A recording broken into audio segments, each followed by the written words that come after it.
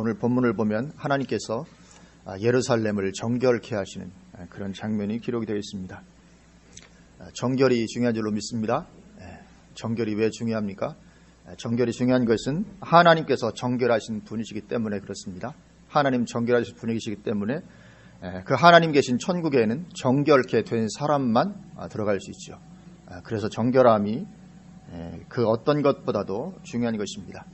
그래서 하나님 계신 천국에는 정결한 사람만 들어갈 수 있고, 만약에 천국에 들어가지 못하면 어디를 가야 됩니까? 지옥밖에 없습니다. 다른 옵션은 없습니다. 다른 옵션이 좀 여러 개 있으면 좋겠지만 천국 아니면 지옥밖에 없는 것이죠.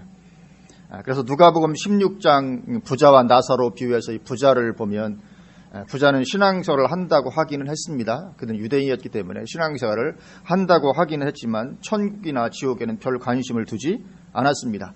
그래서 신앙도 당연히 형식으로 흘렀고, 그리고 현실적으로 누리는 데만 온통 관심이 있었죠. 현실의 삶을 누리고 부유하게 한 거기에만 관심이 있었고, 참된 신앙이라든지 천국, 지옥 그런 것에 관심을 두지 않았습니다. 그러다 마침내 그가 당한 현실은 무엇입니까? 지옥에 떨어지게 된 것이었죠. 그래서 그때가 되면 그것보다 더 현실은 없습니다. 지금 볼 때는 우리 생각에는 천국과 지옥이 현실처럼 생각이 되지 않지만, 막상 우리의 삶이 끝나고 나서 그때가 되면 그때는 천국과 지옥보다 더 현실인 것은 없는 거죠. 지나간 과거는 정말 꿈 같은 것이고, 이제 막상 천국과 지옥만이 가장 그 현실적인 그런 그 무엇보다도 현실이 되는 거죠. 그래서 부자와 나사로의 비유는 그것을 우리에게 보여주시기 위해서 주신 거죠. 내세는 지금의 현실보다 더 현실이라는 것입니다. 그러니 내세를 현실처럼 인식하고 살라는 거죠. 금방 그때를 당하게 된다. 현실보다 더 현실적인 것이 내세다. 우리가 그것을 기억하고 살아야 될 줄로 믿습니다.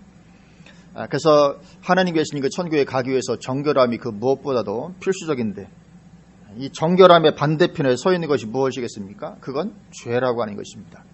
정결이니까 반대는 더러움인데, 더러움이 뭐냐면 결국은 죄입니다. 그것이 인생의 최대 문제가 되죠. 인생의 최대 문제는 죄 문제입니다. 왜냐하면 그것은 하나님과의 관계를 끊어버리는 것이기 때문에 그렇습니다. 그래서 하나님과의 관계가 끊어지면 천국에 들어가지 못하고, 그럴 뿐만 아니라 살아가는 동안에도 마귀의 종노릇을 하는 그런 삶을 살 수밖에 없는 것이죠. 그런데 성경을 보면 아담과 하와의 선악과 사건 이후에 온 세계가 다 죄에 잠기게 되었다, 그렇게 선포를 하고 있습니다. 로마서 3장 23절은 모든 사람이 죄를 범하였음에 하나님의 영광에 이르지 못하더니, 그렇게 말씀을 하고 있습니다. 모든 사람이 다 죄를 범하였다. 그리고 로마서 5장 12절도 그러므로 한 사람으로 말미암아 죄가 세상에 들어오고 죄로 말미암아 사망이 들어왔나니 이와 같이 모든 사람이 죄를 지었으므로 사망이 모든 사람에게 이르렀느니라, 그렇게 말씀을 하고 있습니다. 사망, 모든 사람이 죄를 지었고, 그래서 사망이 모든 사람에게 이르게 되었다. 그렇게 온 세상이 죄에 잠기게 되었습니다. 그리고 성경이 말씀하는 죄의 개념은 무엇입니까? 그것은 관역 또는 표적을 벗어났다, 그것이 죄인 것입니다. 방향을 벗어나는 것이 죄죠. 정확한 방향을 가지고 있었는데 그 방향에서 벗어난 것.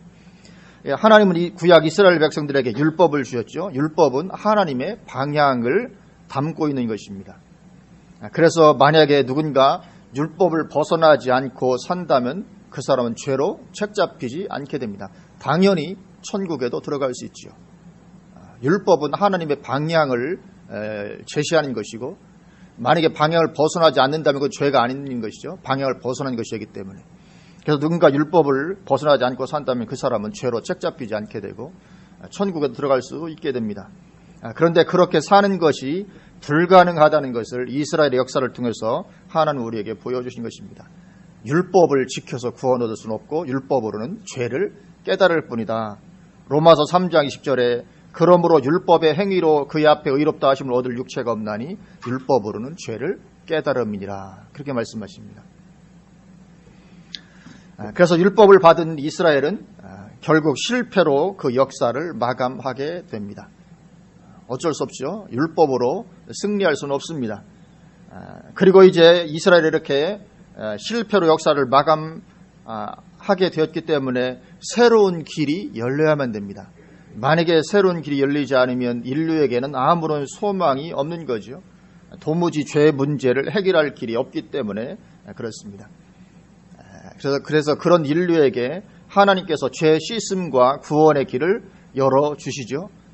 그리고 오늘 본문이 예언하고 있는 것이 바로 그것입니다. 더 이상 이제 율법으로 되지 않는다는 것이 이제 결론이 났고, 어떤 새로운 은혜의 길이 필요한데, 구원의 길이 필요한데, 하나님께서 그 죄 씻음과 구원의 길을 열어주신다. 앞으로 주시겠다. 그것이 오늘 본문이 예언하고 있는 것입니다. 그래서 죄와 더러움을 씻는 셈이 열리게 될 거라는 거죠. 언제요? 오늘 1절 보면 그날에. 오늘 1절을 보면 그날에 죄와 더러움을 씻는 셈이 다윗의 족속과 예루살렘 주민을 위하여 열리리라. 그렇게 말씀하십니다.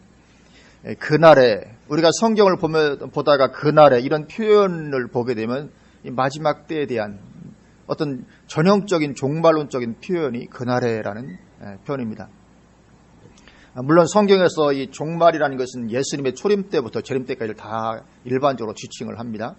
그래서 그날에 죄와 더러움을 씻는 셈이 다윗의 족속과 예루살렘 주민을 위하여 열리리라. 율법으로는 더 이상 되지 않았는데 이제 이 죄를 씻는 셈이 열리게 될 것이다. 누구를 위하여요? 다윗의 족속과 예루살렘 주민을 위하여. 여러 번 말씀을 드렸지만 이 성경 예언은 한 개의 예언 안에 미래의 일들을 이중적으로 삼중적으로 묶어서 한꺼번에 예언하는 그런 특징을 가지고 있습니다. 그래서 여기 오늘 1절에 이 다윗의 족속과 예루살렘 주민을 위하여, 그래서 이 부분도 첫째로는 이 실제 이스라엘 민족에게 문자 그대로 적용되어지는 말씀입니다. 실제로 혈통적인 그 이스라엘 종족을 위해서 그런 구원의 문이 열릴 것이라는 말씀이고, 두 번째로는 교회에 대해서 적용되어질 말씀입니다. 그리고 세 번째는 주님의 재림의 때에 되어질 말씀. 이렇게 이 세 가지가 다 들어가 있는 그런 예언입니다.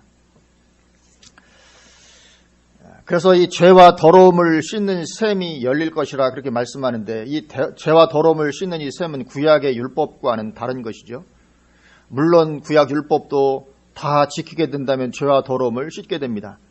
그러나 그것은 가능하지 않다는 것이 이미 결론이 났습니다. 그래서 다른 은혜의 길이 있어야 되는데 그것을 말씀하는 거죠. 율법 외에 다른 은혜의 길,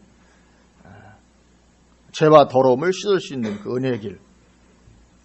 그런데 오늘 본문에서는 이 셈의 이미지를 사용하고 있습니다. 셈이라는 것, 죄와 더러움을 씻는 셈이 열릴 것이다. 물론 이 셈이 실제 셈이 아닌 것은 당연하죠. 문자 그대로 셈이라고 했으니까 실제 셈이 생길 거예요. 그렇게 이해하시는 분은 아마 없을 것입니다. 죄와 더러움을 씻는 그런 셈이라는 것은 있을 수가 없죠. 마치 요한복음 4장에 나오는 사마리아 수가성 여인처럼, 수가성 여인이 그런 착각을 했었죠. 예수님이 그 여인을 향해서 내가 주는 물을 마시는 자는 영원히 목마르지 아니하리니 내가 주는 물은 그 속에서 영생하도록 솟아나는 샘물이 되리라. 그렇게 말씀을 하시니까 영적으로 말씀하시는 건데, 이 여인이 대답하기를 주여 그런 물을 내게 주사 목마르지도 않고 또 여기 물 기르러 오지도 않게 하옵소서. 실제적인 어떤 물로 받아들였습니다. 그러나 이 셈은 그런 실제 셈이 아닌 거죠. 그래서 여기 오늘 본문의 셈의 이미지는 에스겔 47장을 우리가 생각나게 합니다. 우리 한번 이것을 한번 찾아보고 가실까요? 에스겔 47장입니다. 1절부터 이렇게 말씀합니다. 그가 나를 데리고 성전 문에 이르시니 성전의 앞면이 동쪽을 향하였는데 그 문지방 밑에서 물이 나와 동쪽으로 흐르다가 성전 오른쪽 제단 남쪽으로 흘러 내리더라. 성전에서 물이 흘러 나옵니다. 그러니까 무엇입니까? 성전이 곧 셈이라는 것입니다. 물이 흘러나오는 것은 셈입니다. 성전이 셈인 것을 말씀합니다. 그가 또 나를 데리고 북문으로 나가서 바깥 길로 꺾여 동쪽을 향한 바깥문에 이르시기로 본즉 물이 그 오른쪽에서 스며 나오더라. 그 사람이 손에 줄을 잡고 동쪽으로 나아가며 천척을 측량한 후에 내게 그 물을 건너게 하시니 물이 발목에 오르더니 다시 천척을 측량하고 내게 물을 건너게 하시니 물이 무릎에 오르고 다시 천척을 측량하고 내게 물을 건너게 하시니 물이 허리에 오르고 다시 천척을 측량하시니 물이 내가 건너지 못할 강이 된지라. 그 물이 가득하여 헤엄칠 만한 물이요 사람이 능히 건너지 못할 강이더라.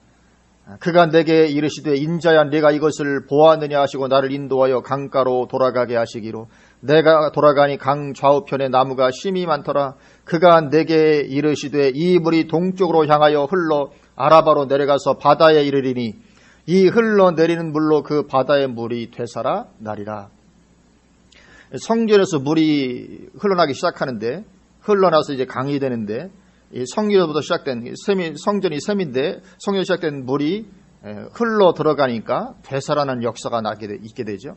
또 9절도 보면 이 강물이 이르는 곳마다 번성하는 모든 생물이 살고 또 고기가 심이 많으리니 이 물이 흘러 들어가므로 바닷물이 되살아 나겠고 이 강이 이르는 각처의 모든 것이 살 것이며 하여튼 이 물이 가는 곳마다 살아나는 역사가 있습니다. 되살아나고 회복되고 죽었던 것이 살아난 이런 역사가 있게 됩니다. 또 이 강가에 어부가 설 것이니 엔게디에서부터 에네글라임까지 금을 치는 곳이 될 것이라. 그 고기가 각기 종류를 따라 큰 바다의 고기같이 심이 많으려니와 그 진펄과 개펄은 되살아나지 못하고 소금 땅이 될 것이며 분명히 이 물이 흐르는 곳마다 다 되살아나는데 전부 다 되살아나지는 않는 것을 보게 됩니다. 되살아나지 못하는 이런 진펄과 개펄도 있습니다. 아무리 성령이 부어지고 구원의 은혜가 있고 역사가 임해도 모든 사람이 다 구원받게 되지는 않습니다. 이런 진펄과 개펄은 어쩔 수 없이 있을 수밖에 없습니다. 구원받지 못할 사람은 아무리 은혜가 흘러넘쳐도 구원받지 못하게 됩니다.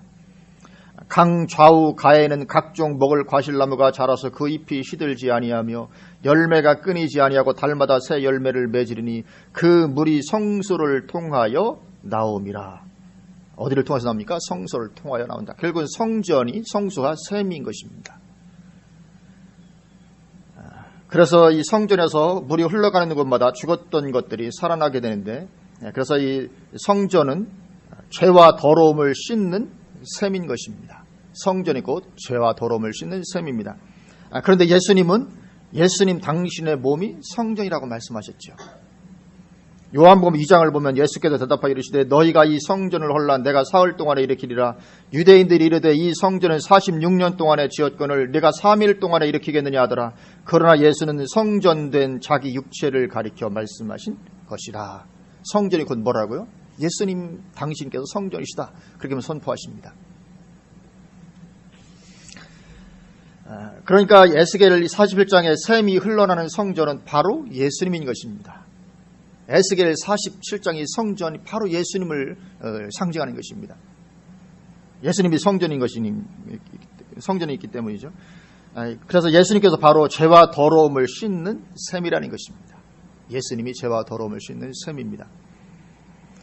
그렇게 예수님께서 십자가에서 피를 흘리심으로 우리의 죄와 더러움을 씻는 셈이 되어 주신 거죠.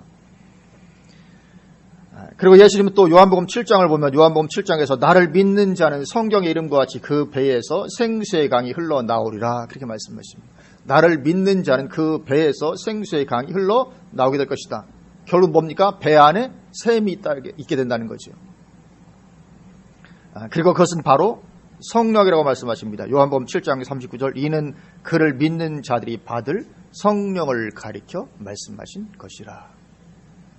우리가 예수를 믿게 되면 배에서 생수의 강이 흘러납니다. 우리 배 안에 샘이 있게 된다는 뜻인데 그것은 바로 성령이다. 그렇게 말씀을 하고 있습니다. 그러니까 예수님이 샘이시고 우리가 예수님 믿을 때 그 예수님이 우리 안에 성령으로 들어오시니까 당연히 우리 배 안에 이제 샘이 있게 되는 것이죠. 이해가 되시죠? 예수님은 샘이십니다. 예수님 영접할 때 예수님 우리 안에 들어오십니다. 믿을 때 성령으로 들어오시죠. 우리 안에 들어오시는 예수님은 성령님이십니다. 그러니까 우리 배 안에 이제 샘이 있게 되는 것입니다. 그래서 우리 배에서 생수의 강이 흘러 나오게 되는 것입니다.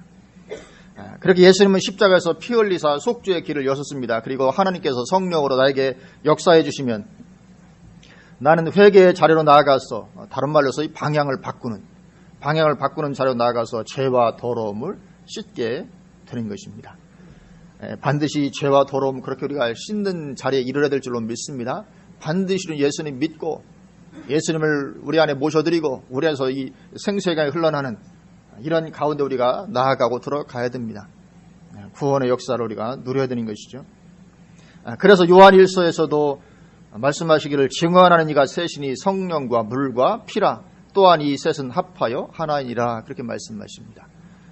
성령과 물과 피 무엇입니까? 죄와 더러움을 씻는 셈인 것입니다. 성령과 물과 피 이것은 셋인데 또 하나다. 결국은 우리의 죄와 더러움을 씻는 셈인 것이죠.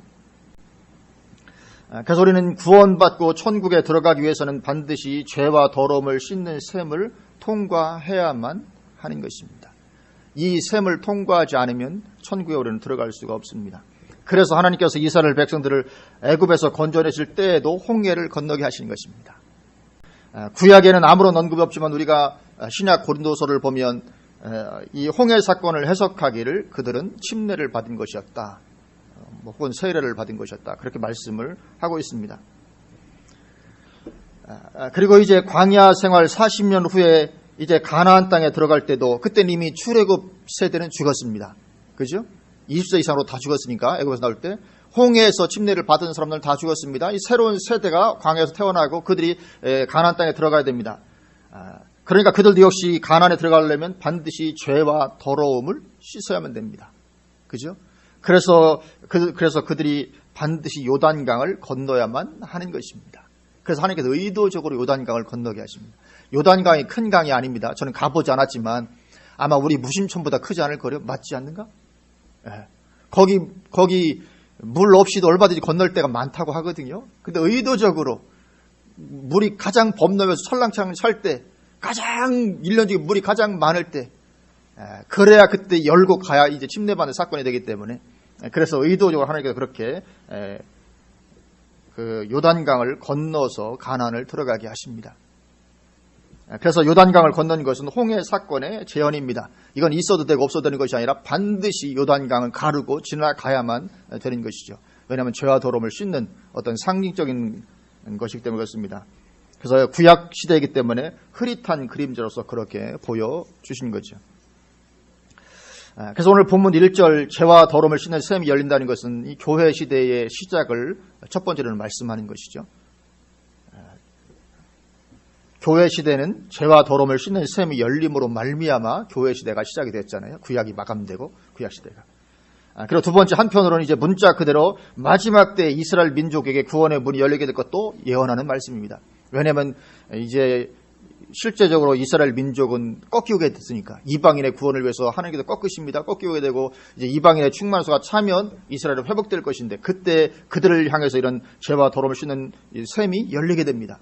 문자적으로도 그런 말씀이고 그리고 궁극적으로는 이제 재림 후에 완전히 성취가 되게 됩니다. 이 말씀이 궁극적 성취, 완전한 성취. 우리 인생이 사는 동안에 완벽이라는 것은 없습니다. 완전한 성취는 재림 후에 이제 성취가 되게 되는데 그것이 바로 요한계시록에 나오는 생수의 강입니다. 계시록 22장, 우리 계시록 22장으로 한번 가보실까요? 요한계시록 마지막 장, 성경 마지막 책, 마지막 장. 22장 1절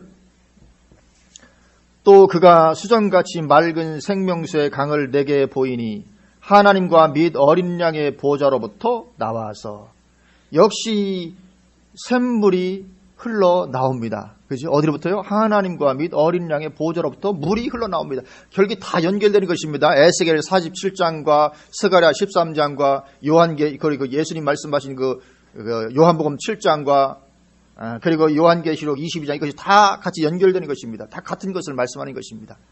그게 마지막이 재림 후에 천국에서 역시 하나님의 보좌로부터 샘물이 흘러나옵니다. 생명수의 강이 흐르게 됩니다. 2절 길 가운데로 흐르더라 강 좌우에 생명나무가 있어 이것은 생명을 주는 것을 의미합니다. 이 강물이 생명을 주는 것입니다.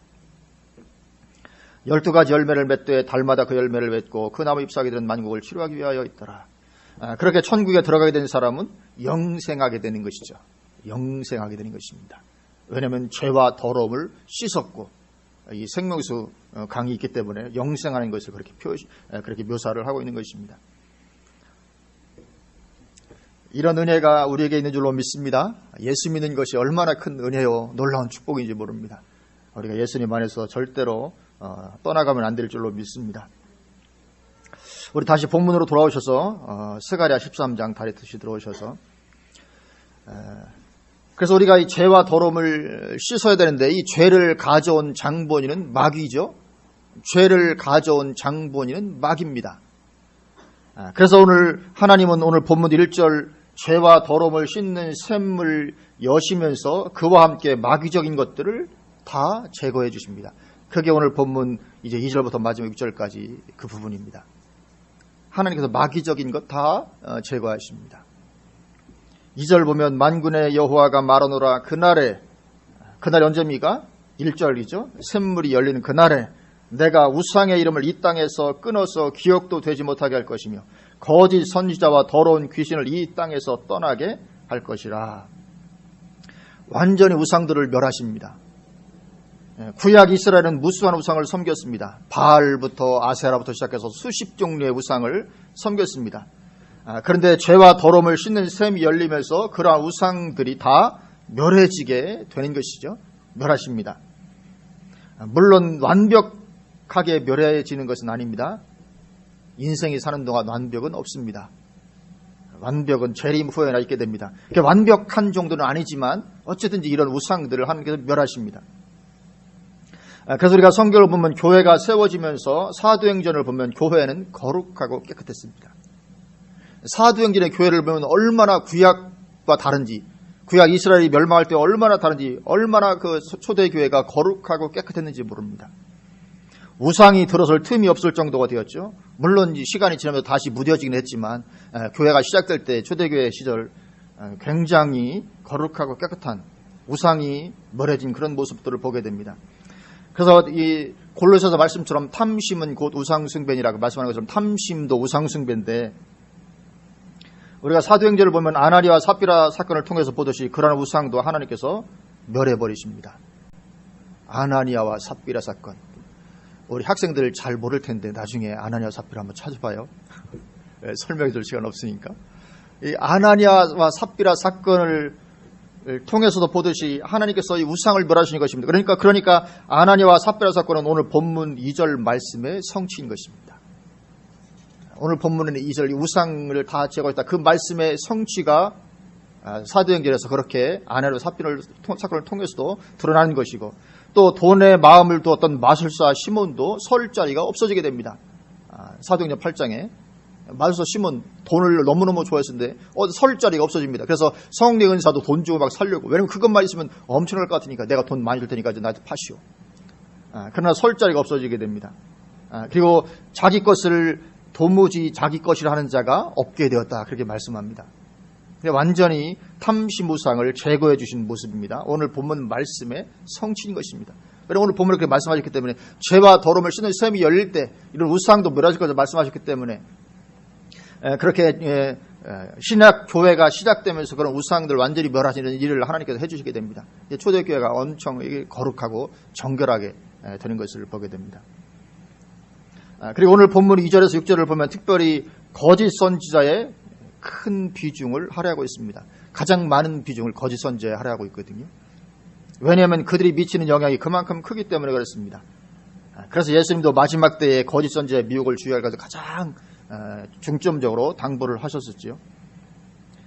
그래서 오늘 본문 말씀 역시 완전한 성취는 재림 후에나 이루어지게 됩니다. 왜냐하면 거짓 선지자가 마지막 때까지 존재하니까.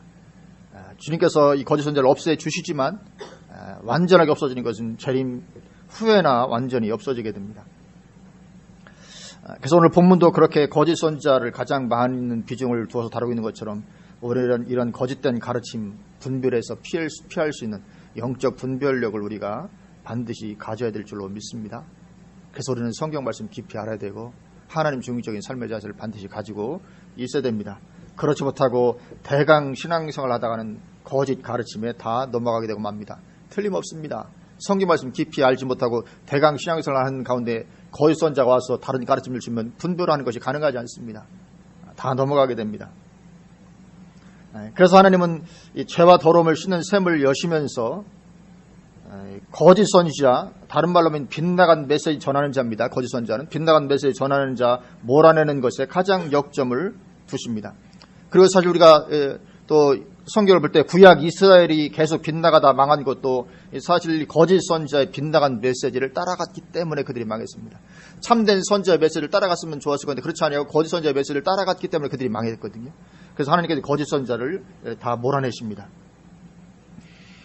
그래서 3절부터 보면 사람이 아직도 예언할 것 같으면 그 낳은 부모가 그에게 이르기를 내가 여호와의 이름을 빙자하여 거짓말을 하니 살지 못하리라 하고 낳은 부모가 그가 예언할 때 칼로 그를 찌르리라.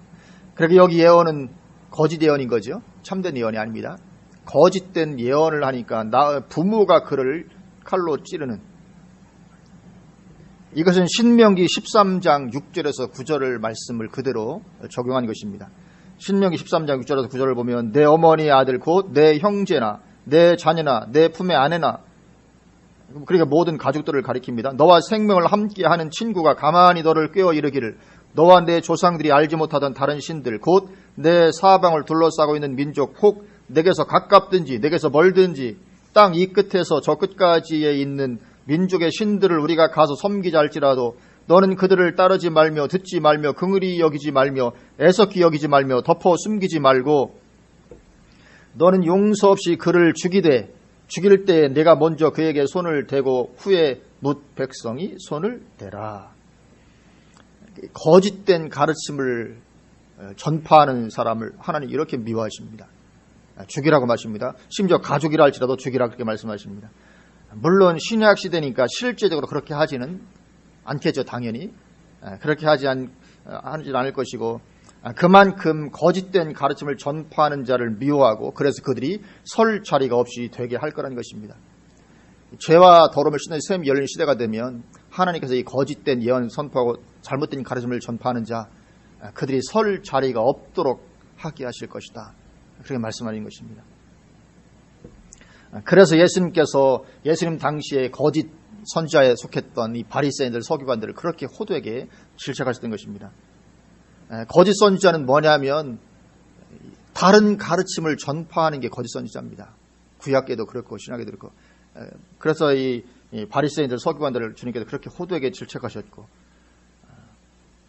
왜냐하면 그들은 자기들이 지옥에 갈 뿐만 아니라 자기를 따르는 자들도 더 배나 더 지옥 자식이 되게 하는 사람들이기 때문에 하나님 호되게 질책하십니다. 4절 그날의 선지자들이 예언할 때에 그 환상을 각기 부끄러워할 것이며. 왜 부끄러워할까요? 왜냐하면 거짓이라는 것이 다 탄로나게 됐으니까. 이제 사람들이 이제 분별로가 다 아니까 이제 부끄러워하는 것입니다. 이 환상은 진실된 환상이 아닙니다. 거짓된 거죠. 부끄러워하게 됩니다. 그렇게 함으로 이런 거짓 선지자들이 사라지게 하신 것입니다. 또 사람을 속이려고 털옷도 입지 아니할 것이며. 털옷을 입어야 그래도 뭔가 이 선지자처럼 엘리야가 털옷 입었고 침례 요한도 털옷 입었으니까 뭔가 털옷을 입으면 그래도 뭔가 선지자처럼 보이는, 사람들을 속이려고 털옷도 입지 아니하게 될 것이다. 그래서 종교개혁이 일어나면서 종교개혁자들은 그 가운들 다 벗어버렸습니다. 그래서 저도 가운 안 입고 이렇게 양복 입고 이렇게 하죠. 종교개혁이 일어나면서 이런 것 때문에 그런 것이거든요. 왜냐하면 입으면 거룩해 보이니까. 근데 우리가 한 사람이 생각이 납니다. 누굽니까? 아주 흰 옷 입고 가장 거룩한 사람으로 행세하는 교황. 지금도 교황은 그렇게 사람들을 속이려고 흰 옷 우아하게 차려입고 가장 거룩한 척하고 있습니다. 왜 그렇습니까? 로마 카톨릭 안에 영적 분별력이 완전히 사라졌기 때문에. 분별하면 못할 텐데 분별이 완전히 사라진 거죠. 그래서 우리가 좀 전에 보았던 말씀처럼 에스겔 47장 말씀처럼 진펄과 개펄은 살아나지 못합니다. 어쩔 수 없습니다. 아무리 죄와 더러움을 씻는 셈이 열려도 이 진펄과 개펄이 살아나지 못하는 것이죠. 5절입니다. 우리 5절은 같이 한번 한 목소리로 봉독하실까요? 말하기를 나는 선지자가 아니요 나는 농부라 내가 어려서부터 사람의 종이 되었노라 할 것이요. 아멘. 그 전 같으면 내가 선지자다 막 이랬을 것인데 나 선지자 아니라고. 나 사실 농부고 나 그런 사람이죠. 이 변명하기 급한 거거든요. 이제 자기를 부인한 거예요. 나 선지자 내가 무슨 선지자냐. 난 농부인데 난 선지자 아니라고. 그래서 이 교회 시대에 그렇게 하나님께서 회복시켜 주시고 마지막 때 이스라엘에서도 역시 이러한 모습들이 있을 것입니다. 또 6절 마지막 절인데요. 6절도 같이 한번 봉독하십니다. 어떤 사람이 그에게 묻기를 내 두 팔 사이에 있는 상처는 어찌 됨이냐 하면 대답하기를 이는 나의 친구의 집에서 받은 상처라 하리라. 이 두 팔 사이에 있는 상처, 이 두 팔 사이는 가슴 부분을 말합니다. 가슴 부분에 이 상처가 있는데 너 상처 뭐냐? 이건 뭐냐면 열왕기상 18장에 나오는 것처럼 엘리야가 바알과 아세라 선지자들하고 대결할 때 피를 내려달라고 아무리 해도 피가 안 나니까 바알과 아세라 선지자들이 막 자기 몸에 상처를 내고 막 그러죠. 그 칼과 창으로 이렇게 막 그 열왕기상 18장 28절 보면 그렇게 이렇게 기록하고 있습니다. 이에 그들이 큰 소리로 부르고 그들의 규례를 따라 피가 흐르기까지 칼과 창으로 그들의 몸을 상하게 하더라. 이거는 규례가 있습니다. 선지서의 규례를 따라서 피가 흐르기까지 칼과 창으로 먹고 상하게. 그래 이런 것들이 있으면 어떤 내가 선지자다 이런 것이 드러낼 수 있는 거거든요. 내 몸을 봐라. 몸에 상처를 보면서 내가 이런 선지자다. 그러니까 아마 상처가 많으면 많을수록 더 대단한 선지자, 열정 넘친 선지자 이렇게 써 있겠죠. 근데 이때는 이제 이 선지자라는 것을 내가 감춰야 되니까 너 뭐냐 가슴에 상처. 이거 선지자로서 받은 그런 것이 아니고 내 친구 집에서 이렇게 된 거다 이렇게 변명에 급급한 그런 모습이죠. 그렇게 거짓 선지자가 완전히 설 자리가 없도록 만들어 버리시겠다. 그렇게 말씀을 하는 것입니다. 하나님은 이렇게 거룩한 교회 공동체를 원하신 줄로 믿습니다. 우상이 제거되고 탐심이 제거되고 거짓된 가르침이 제거된 이런 거룩한 교회 공동체를 하나님 원하신 것입니다. 물론 완벽하게 이루어진 것은 재림 후에나 가능합니다. 그렇지만 그 전이라 할지라도 하나님은 교회가 그렇게 되기를 원하시는 것입니다. 그래서 초대교회 시대에도 이러한 모습들이 있었죠. 하나님께 우상을 제거하십니다. 탐심도 제거하시고 거룩한 가르침을 전파하는 자 다 제거하시고 이런 일들이 초대교회 시대에도 있었습니다. 그리고 마지막 때의 남은 자의 교회 역시 그러한 모습을 회복하게 될 것입니다.